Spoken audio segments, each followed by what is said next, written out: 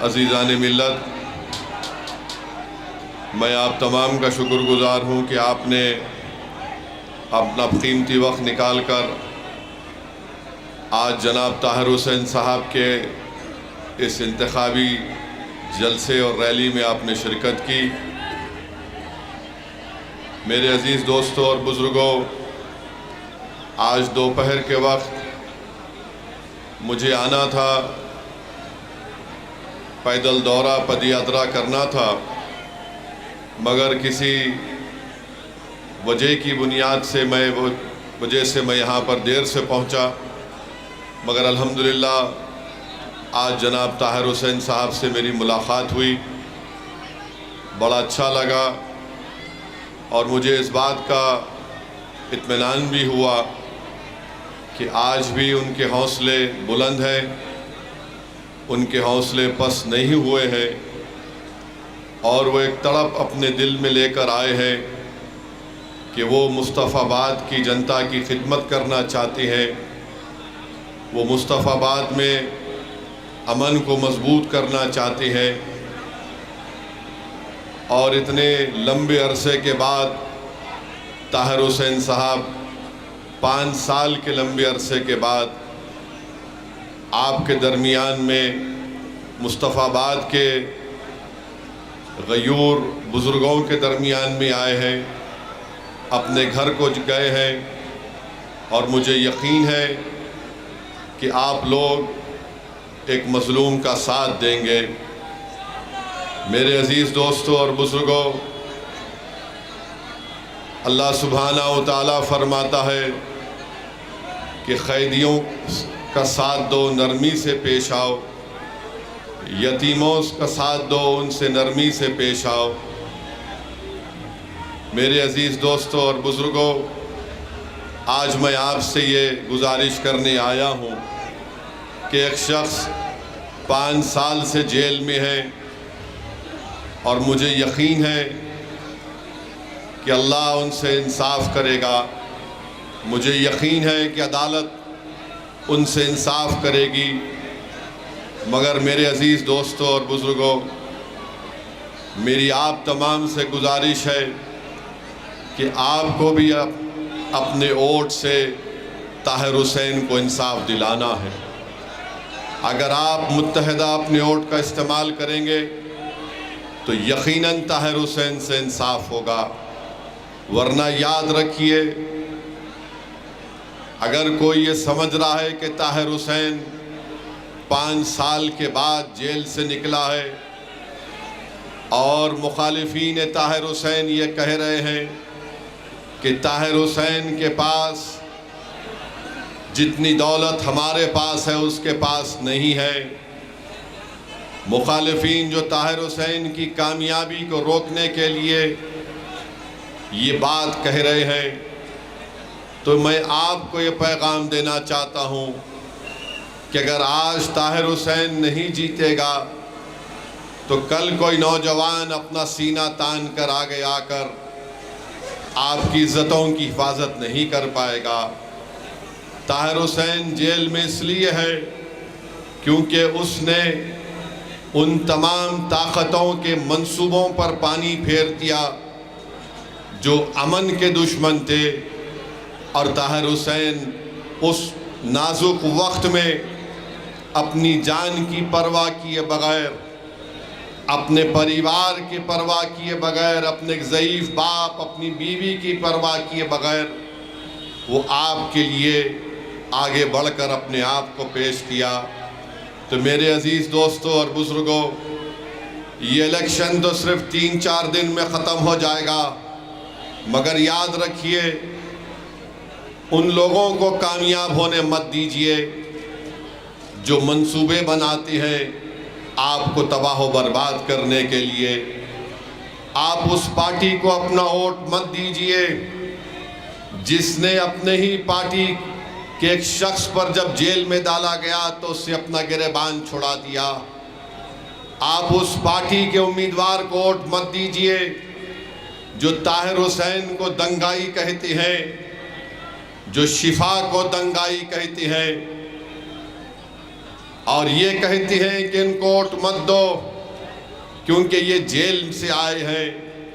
मेरे अजीज़ दोस्तों, मेरी इज़्ज़तदार माँ और बहनों, ताहिर हुसैन जेल में ज़रूर गए हैं, मगर क्या केजरीवाल शराब के मामले में जेल को नहीं गए?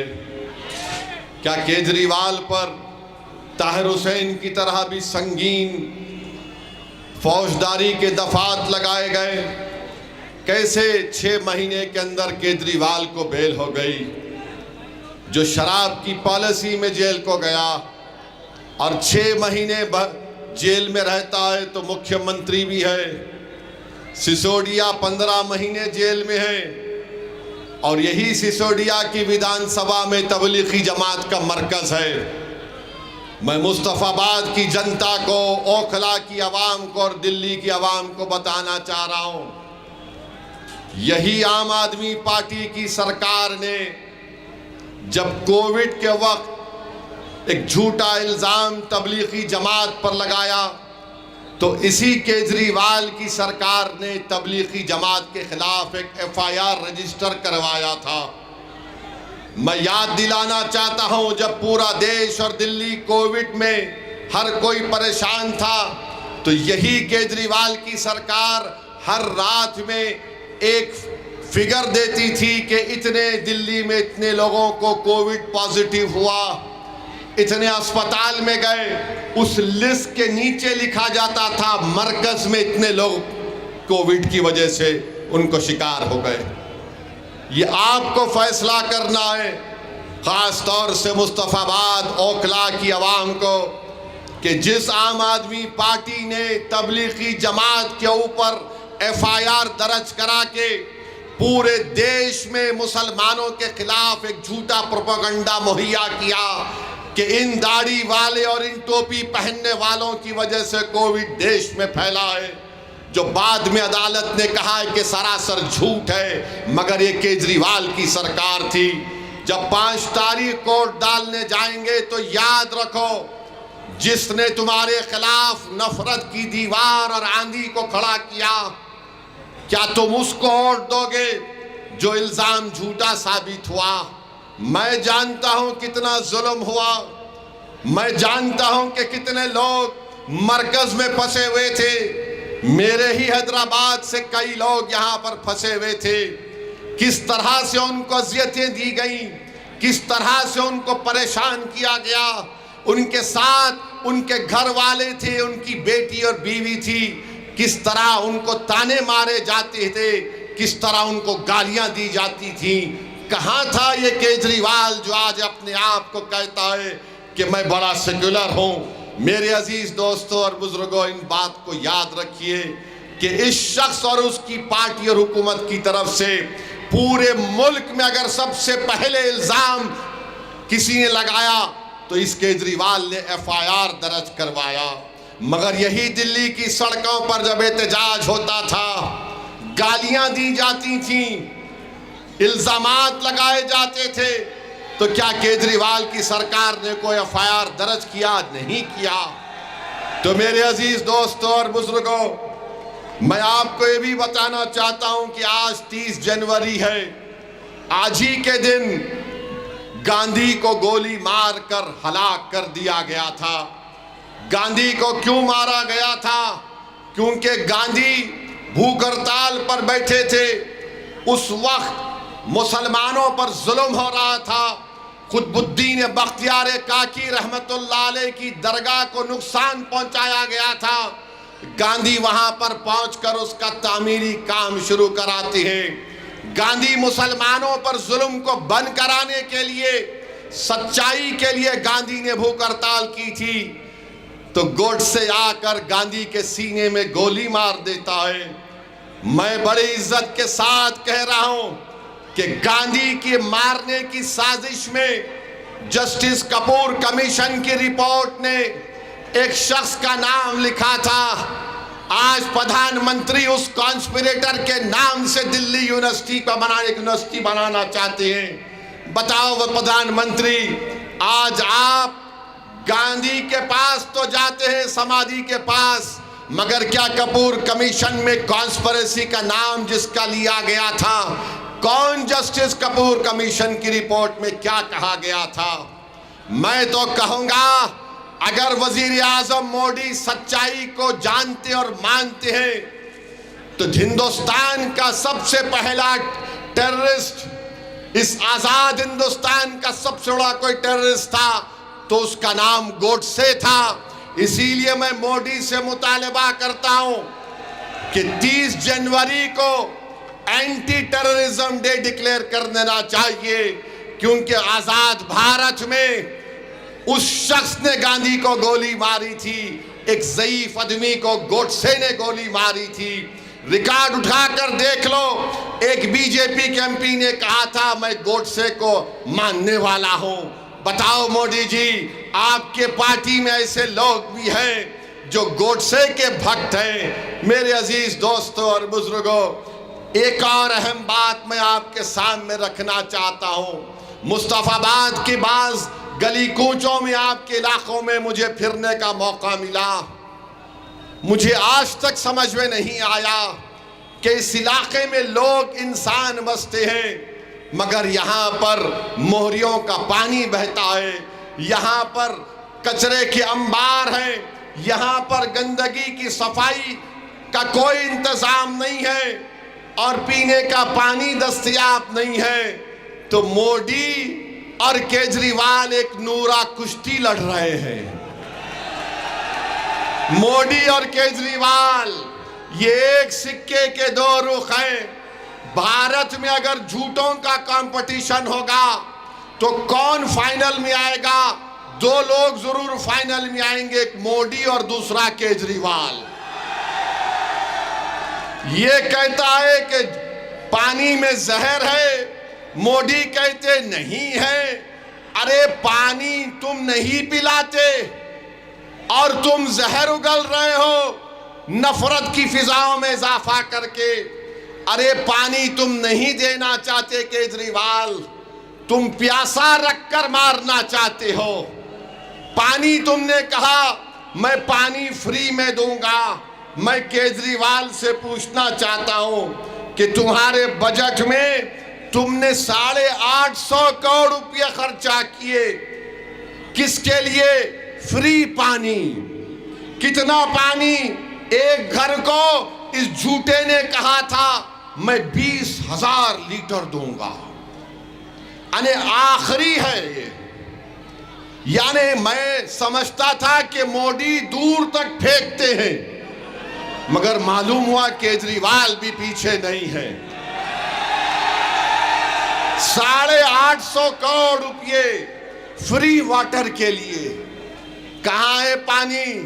दिल्ली के सुबह गली कूचों में चले जाओ तो पानी बेचने वाले बोलते पानी ले लो, पानी ले लो। 25 रुपये फर्स्ट फ्लोर के लिए, 30 रुपये सेकंड फ्लोर के लिए, 35 रुपये थर्ड फ्लोर के लिए। ना मोदी फर्स्ट फ्लोर को आते, ना केजरीवाल सेकंड फ्लोर को आते, ना सिसोदिया थर्ड फ्लोर को आता है। मगर दिल्ली की जनता परेशान है। ये बोलता जहर, वो बोलते ये। अरे दिल्ली की जनता परेशान है। मैं केजरीवाल को चैलेंज कर रहा हूं कि तुम बड़ा बोलते ना, मैं दिल्ली में ये कर दिया। आओ आके मुस्तफाबाद में अपनी फैमिली के साथ एक दिन और एक रात गुजार के बताओ मुझे। आओ यहां पर ओखला में आओ। ओखला में तो अगर किसी को माउंट एवरेस्ट का पहाड़ देखना है, पूरा दिल्ली का कचरा लाकर ओखला में डालते। मुझे यकीन है कि ओखला की जनता उस कचरे को भी फेंकेगी और केजरीवाल के कचरे को भी निकाल कर फेंकेगी। मुस्तफाबाद में कोई डेवलपमेंट नहीं हुआ। यहां के पहले विधायक, क्या नाम था उनका, बहरहाल हाजी साहब कहां हैं अब? हाजी साहब कहां हैं आप? नजर नहीं आते हाजी साहब? केजरीवाल का जहर पी लिए क्या? बताओ आप, आपको बोला गया था हम देंगे, हम करेंगे। आज गरीब दिल्ली का पूछ रहा है कि फ्री बिजली, फ्री पानी। अच्छा, फ्री बिजली 200 यूनिट के लिए केजरीवाल कहता है कि मैं 3,250 करोड़ रुपये खर्चा किया। क्या आपको फायदा हुआ? नहीं, जोर से बोलिए, आपको फायदा हुआ? कितनों के पास बड़ा बड़ा बिल आ जाता है हजारों रुपये का। ये झूठा बोलता है, नहीं नहीं हम तो फ्री बिजली, फ्री पानी। अब ये केजरीवाल बोल रहा है कि मैं अगर जीत गया खुदा ना खास्ता तो एक एक महिला को 2100 रुपये दूंगा। 2100 रुपये। तो दूसरे मोदी जी बोले, हाँ मुझसे ज्यादा तू फेंक रहा। तो मोदी जी ने कहा, मैं आया तो 2500 रुपये दूंगा। ऐसा दिख रहा कि इनकी अब्बा का लंगर है, लूट के लेके जाओ, लूट के लेके जाओ। पैसा झाड़ पे उग रहा है ना। मोदी जी और केजरीवाल झाड़ पे लगे, तोड़ ले, तू ले, तू ले, तू ले। अब वो बेचारा गरीब, ओ 2500। 10 साल से आपको झूठ बोला जा रहा है और मोदी जी भी 10 साल से झूठ बोल रहे हैं। वो 15 लाख अकाउंट में नहीं आए, वो 2 करोड़ नौकरियां नहीं आई। ये इनके वादे, फ्री पानी, फ्री बिजली। मुस्तफा बोलते हैं दिल्ली में, केजरीवाल बोलता है कि मैंने स्कूल बनाया। आओ मुस्तफाबाद में, मैं देखना चाह रहा हूं कौन सा स्कूल तुमने बनाया, बताओ हमको। डिस्पेंसरी बना दी। अरे कहां बनाया? यहां पर तो लोग रोज बीमार पड़ते हैं। मैं खुद अपनी आंखों से देखा कितनी गंदगी है यहां पर। मेरे भाई याद रखो, ये केजरीवाल का एक ही पैगाम है और केजरीवाल यहां पर नहीं आएगा मुस्तफाबाद में, क्योंकि केजरीवाल के जो लोग हैं जिनको हम बिचौलिया कहते हैं, जिनको बेचवान कहते हैं, ये कहेंगे कि पप्पा जी आप मत आइए, डैडी आप मत आइए। हम मुस्तफाबाद की जनता को बीजेपी का डर दिखा देंगे, ये गंदगी को भी भूल जाएंगे, पीने के पानी को भी भूल जाएंगे और आपको वोट दे देंगे। अरे बिचौलियों और केजरीवाल के चमचों, अब एक ताकत उभरी है मजलिस ताहिर हुसैन के नाम से। तुमको देखना हम दिखाएंगे यहां पर अब क्या होगा इंशाअल्लाह ताला। बताइए आप, डर डर कर अगर आप एक सवाल का जवाब दीजिए। आप एक शहरी हैं भारत के, दिल्ली के शहरी हैं।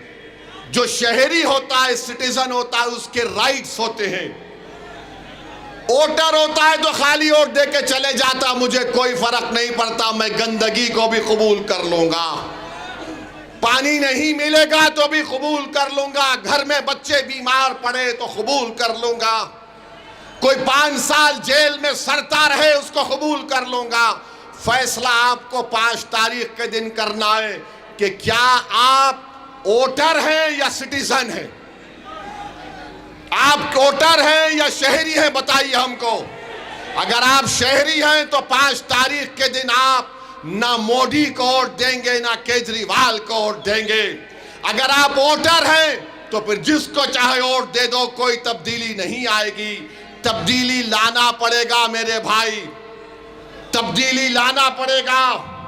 याद रखिए, अगर आप सिर्फ वोट डालते रहेंगे तो ये लोग ये समझेंगे इनका डर दिखाओ, उनका डर दिखाओ। अब ये आम आदमी पार्टी के लोग बोल रहे हैं नहीं, अगर ताहिर हुसैन के लड़ने से वोट डिवाइड होगा। हाजी साहब को जब वोट डाले डिवाइड नहीं हुआ, यानी तुम आकर हमको बर्बाद कर दोगे, तुम हमारे बच्चों को उनकी बाप की शफकत से महरूम करके जेल में डाल दोगे। और मुझे एक बात समझ में अब तक नहीं आई कि केजरीवाल को बेल हो गई, सिसोदिया को हो गई, जैन को हो गई, वो ओखला के विधायक को हो गई, ताहिर हुसैन और शिफा को बेल क्यों नहीं होती? सोचो आप सोचो इस बात को। ये फैसला आपको करना है मेरे अजीज दोस्तों और बुजुर्गों। 5 तारीख के दिन मजलूम का साथ देना है, जालिम का साथ नहीं देना है। याद रखो, अगर तुम वक्त के फिरौनों को कमजोर करना चाहते हो तो सिर्फ फिरौन की नफरत से कुछ नहीं होगा, मूसा का साथ देना पड़ेगा। अगर तुम यजीद से नफरत करते हो तो सिर्फ जबान से नफरत का इजहार नहीं, करबला के रेगजारों से आवाज आ रही है। यकीनन सुबह क़यामत तक यजीद से नफरत की जाएगी, मगर नफरत से यजीदियों का खात्मा नहीं होता। हुसैन के लश्कर के परचम को उठाओगे तो यजीदियत का खात्मा होगा। तो मेरे अजीज दोस्तों और बुजुर्गों, सच्चाई का साथ दो, डर कर ताहिर हुसैन का साथ मत दो, एक उम्मीद पर ताहिर हुसैन का साथ दो। मेरे भाई, एक उम्मीद पर साथ दो। देखो किस तरीके से क्या क्या नहीं कर दिया जा रहा है। आज वक्फ का कानून मोदी बनाने जा रहा है, और अगर वो खुदा ना खास्ता कानून बनेगा तो ना मस्जिद बचेगी, ना शुरखाने बचेंगे, ना दरगाह बचेगी, ना खानखा बचेगा, ना कब्रस्तान बचेगा। मेरे अजीज दोस्तों और बुजुर्गों, जो केजरीवाल नाम लेने से डरता है तुम्हारा, क्यों आप उसको अपना देंगे? ये लोग अगर डर रहे हैं क्या हो जाएगा, अरे मैं नहीं लड़ा तो दिल्ली के लोकसभा के इलेक्शन में पूरे सीट पर बीजेपी जीत गई। जो आज मुझ पर इल्जाम लगा रहे, मुझे तुम्हारे इल्जामात की कोई फिक्र नहीं है। मुझे मालूम कि जब तक अल्लाह मुझे जिंदा रखेगा तुम मुझे गाली ही दोगे, तुम मुझ पर इल्जाम लगाओगे, मगर एक बात का जवाब दो, मैं नहीं लड़ता तब भी मोदी जीत जाता है। चंडीगढ़ में आज मेयर का इलेक्शन हुआ, चंडीगढ़ में केजरीवाल और कांग्रेस दोनों मिलकर वोट डाले तब भी बीजेपी जीत गई। बताओ, क्या सदुद्दीन ओवैसी लड़ा था वहां पर? मेरे पास तो अजीनात नहीं है कि मैं यहां भी जाऊं आपको आके बोल दूं है डाल दो वोट बीजेपी को। क्या आपने पार्लियामेंट के चुनाव में बीजेपी को वोट दिया? कितनों ने नहीं दिया, हाथ उठाओ। फिर यहां से बीजेपी का एमपी कैसे जीत गया? केजरीवाल की वजह से जीता, अखिलेश यादव की वजह से जीता, इनके वोटों की वजह से मोदी जीतता है। ये इलेक्शन जीते या ना जीते, आफत किस पर आती है? मेरे घर पर आती है। बुलडोजर केजरीवाल के घर पर नहीं चढ़ता, मेरे घर पर चलता है। गोश्त के नाम पर केजरीवाल को नहीं मारा जाता, मुझे मारा जाता है। बुरखे के नाम पर किसको गाली दी जाती है? मेरी बेटी को गाली दी जाती है। आतंकवादी एंटी नेशनल किसको कहा जाता है? ओवैसी को कहा जाता है। तो बताओ, इसका इलाज यही है कि तुम अपने वोटों से अपने लीडरशिप को बनाओ। मैं यहां पर अपनी इज्जत में इजाफा करने के लिए नहीं आया हूं। मेरे भाई, मेरी नीयत एक ही है कि जब तक अल्लाह मुझे जिंदा रखेगा, मेरा टूट मानना यह है कि भारत की जमहूरियत मजबूत उसी वक्त होगी जब यहां पर अल्पसंख्यक समाज की एक सियासी लीडरशिप पैदा होगी। पैदा हमको करना है, कोई आसमान जमीन से निकल कर नहीं आएगा। अपने दिलों से केजरीवाल की मोहब्बत और डर को निकालो। मोदी आरएसएस की ये नफरत से खौफ मत खाओ। अरे कभी अपने फैसलों पर भरोसा करो। आज तुम कब तक डर डर के वोट दोगे?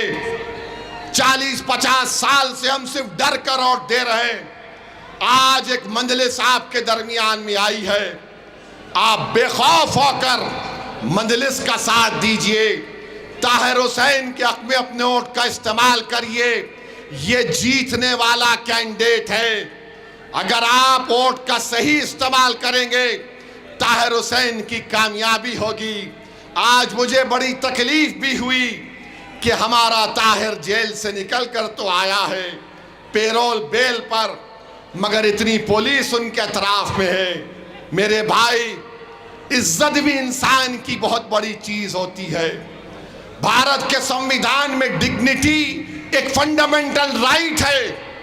बताओ क्या हो जाएगा अगर आज तुम बेदार नहीं होगे। नौजवानों, बुजुर्गों, मेरी इज्जतदार माँ और बहनों, एक मर्तबा अपने दिल की बात सुनो। दिमाग से तुम सवाल करोगे तो दिमाग तुमको कंफ्यूज कर देगा। अपने दिल पर हाथ रखकर सोचो कि अगर मैंने वोट ताहिर और मजलिस के लिए इस्तेमाल किया तो दिल्ली की विधानसभा में किसकी आवाज जाएगी? तुम्हारी आवाज जाएगी, तुम्हारी आवाज उठेगी, तुम्हारे मसाइल हल होंगे। मुस्तफाबाद में एक इनकलाब बर्पा किया जाएगा। अरे दिल्ली की 70 सीट में से हम 2 सीट लड़ रहे हैं तो मोदी और केजरीवाल के पेट में दर्द शुरू हो चुका है। सबके पेट में दर्द शुरू हो चुका है। बहरहाल मेरे अजीज दोस्तों और बुजुर्गों, आपसे सिर्फ इतना ही अर्ज करना है कि 5 तारीख के दिन पतंग के निशान पर बटन दबाकर अपने इत्तेहाद को कामयाब करिए। डरने और घबराने की जरूरत नहीं है। अपने हिम्मत और हौसले को बुलंद रखिए।